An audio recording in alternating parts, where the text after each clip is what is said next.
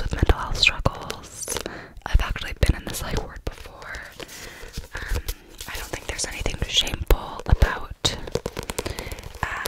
having been in mental health care. But anyways, this book is just, it's a really, really, really beautiful book.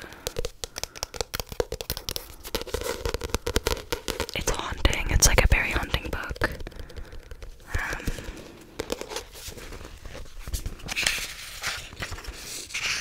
But it's just amazing, like it really is.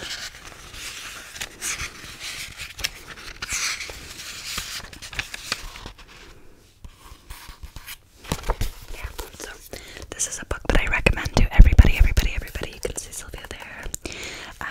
Sylvia Plath actually did end up taking her own life, unfortunately.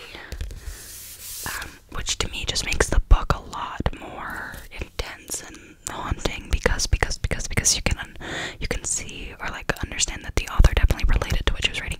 It's like she kind of wrote it based off her own life. So it is just 10 out of 10. Would definitely recommend the book. Okay. You've probably seen this book before. This book is everywhere. I had heard a lot about it. My mom read it, really liked it. I read this one first. I read Daisy Jones and the Six. They're by the same author. Daisy Jones. And I loved this book because I felt like I related a lot to the character Daisy Jones, which I thought was really funny because I'm Daisy Jane. I love the way this book was written. It's written like it's kind of like a transcript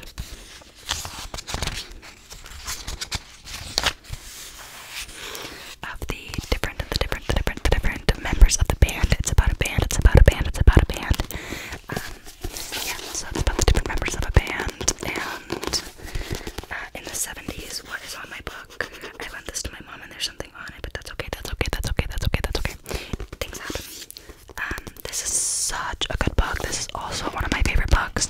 I'd say my top 5 favorite books have to be like this, The Bell Jar. I don't have my copy of Gone Girl with me right now, but Gone Girl's up there. This book is amazing. I like it better than the show because they turned it into a show. But like 10 out of 10, I definitely recommend this one. But when I was on my trip to Europe, I packed a bunch of books. I actually packed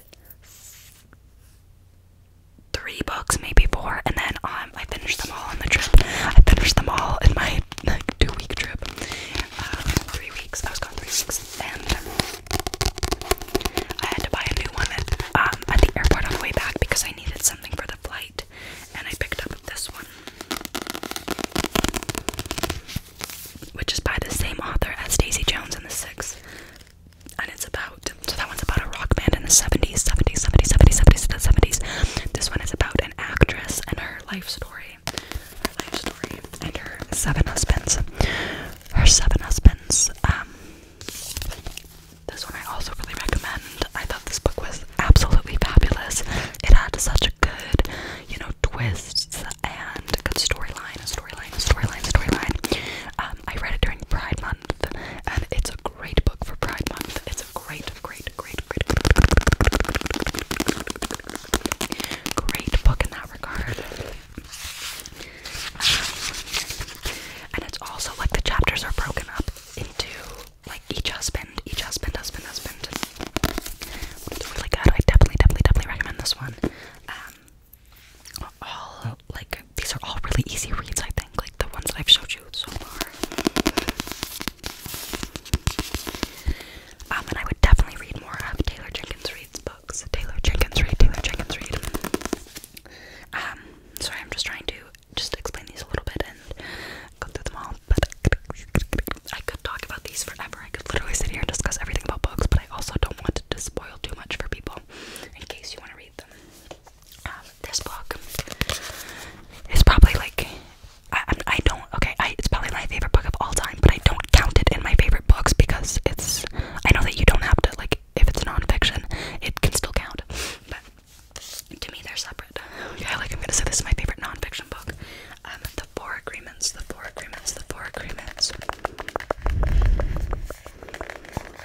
Agreements by Don Miguel Ruiz.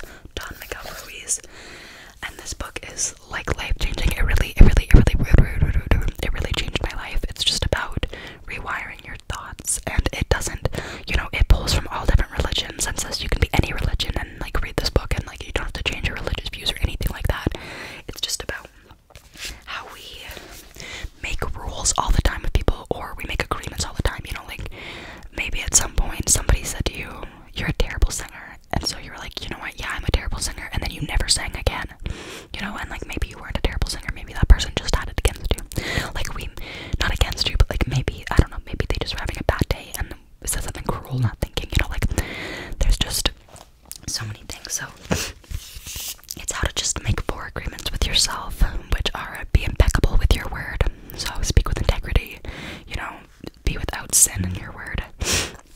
Sorry. Don't take anything personally. You know, nothing others do is because of you. That's really true. Don't make assumptions, which is such a life-changing rule. Stop assuming things. Don't assume somebody hates you. Don't assume somebody likes you. Don't assume these things. Communicate with people, you know. Yeah. And always do your best. Always, always do your best. And if you're always doing your best, then you'll feel proud. It's such an enlightening book, and it's an easy read. And it really, when I read it, in, I think 2020 or 2021, it really changed my life. I was a very insecure person. I had a lot of friends that I just let treat me like garbage. I wasn't a confident person at all. And this, I don't know, it just really helped me to find myself. And just, you know, not worry about what other people are thinking. I'm always gonna be me.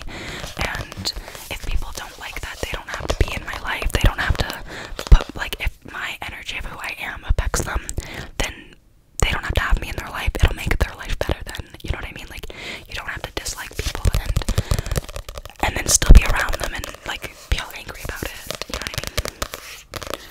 It's okay to put yourself first sometimes, but always be kind. I just really, if you want a book that'll, like, change your life, I really recommend this one. I really love this book. How many times can I say it? A lot, but seriously, life-changing. Just opened up my mind so much. Just helped me to think differently and to be mindful about things. I really recommend it. Now this book, I'm sure you've seen. My Year of Rest and Relaxation by Otessa. I don't know how to pronounce her last name. Moshve. I'm sorry if I pronounced that wrong. This book went really viral, and so my best friend had already read it, and she lent it to me, and I lent her Gone Girl, and it's not what I thought it was going to be about. It was way different than I expected. When my best friend told me she didn't like it at first, and then like 6 months later she was like, you know what, I really liked that book, and that's how I'm feeling. At first I was, okay, my thing is like, it's a good book, it's a fine book, it's pretty good, it's pretty curated. Like, I saw somebody say the other day about it, like, it's pretty curated just for like people who are kind of chronically online, with a certain personality. I think that's true. I think that's true, or at least after it went viral within like a certain demographic. But it's really good. It is. It just was hyped up way more than I would hype it up. You know, like, it was viral. It was everywhere, and I'm like, it's a good book. I'm just surprised at how obsessed with it. It was a lot of like younger women, teenagers. I feel like, which is good. We love women. But yeah, so I'd recommend it. It's a good read. You know, I'm glad I read it because now I know what everybody is talking about. Basically, this girl, she's like a young woman living in New York in 2000, and she is miserable. Her parents died, whatever, so she's very rich, and so she tries to sleep for a year by doing like a butt ton of drugs, and just trying to sleep for a year straight, because then she's like, I'll wake up in a year and I will just restart my life and everything will be better. It's an interesting read. It's an interesting read for sure. Definitely one to just read to say you read. And also, like, it's not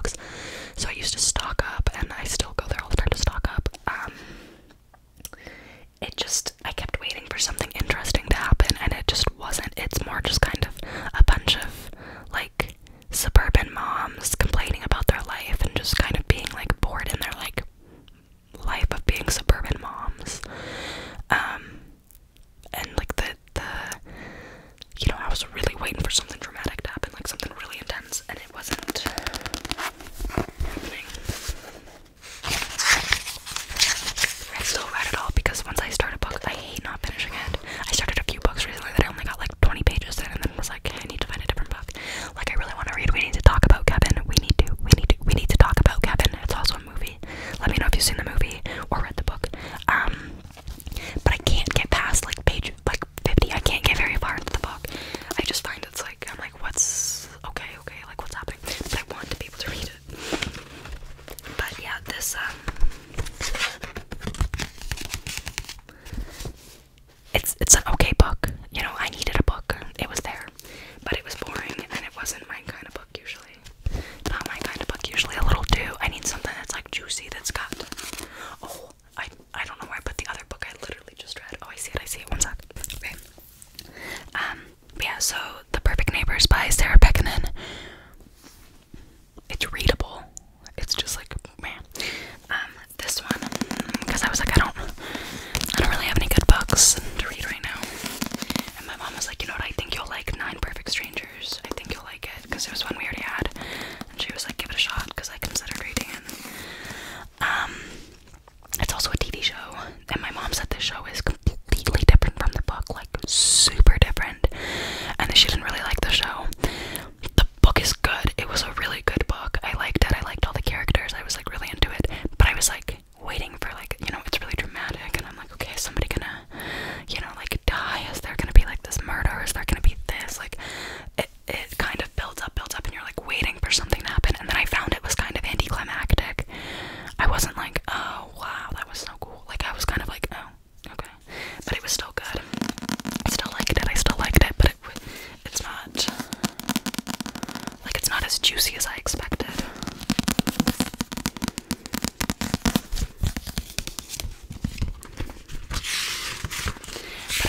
But I like books where you can really envision the characters, and that was one. This was one for me.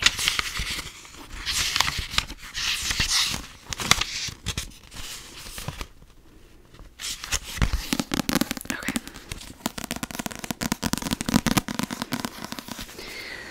The last book I have here is another book that I loved. I loved this book. Okay. Sharp Objects. Sharp Objects.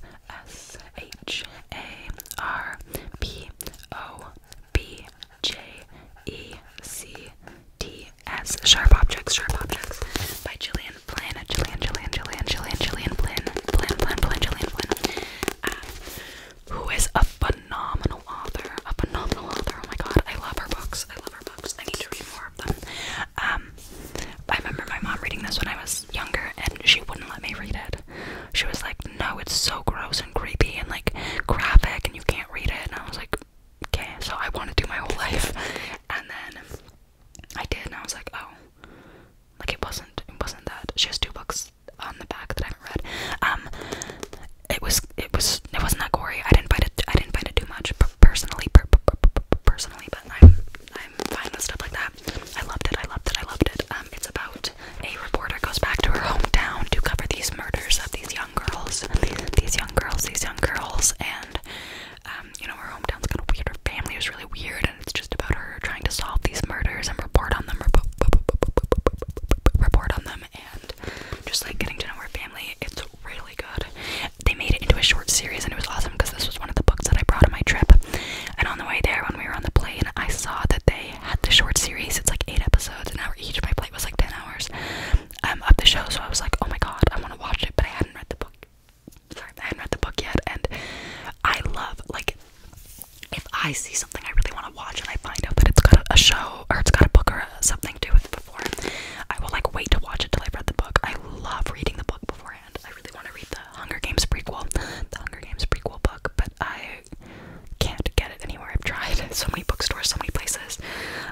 It just, like, when I went to go order it in April, they were like, we're pre-ordering it for August, and I should have done it because now it's August and I would have it, but that's fine. I'm gonna find it soon. But anyways, she also wrote Gone Girl, which is one of my all-time favorite books. I would say Gone Girl, The Bell Jar, Daisy Jones and the Six, The Virgin Suicides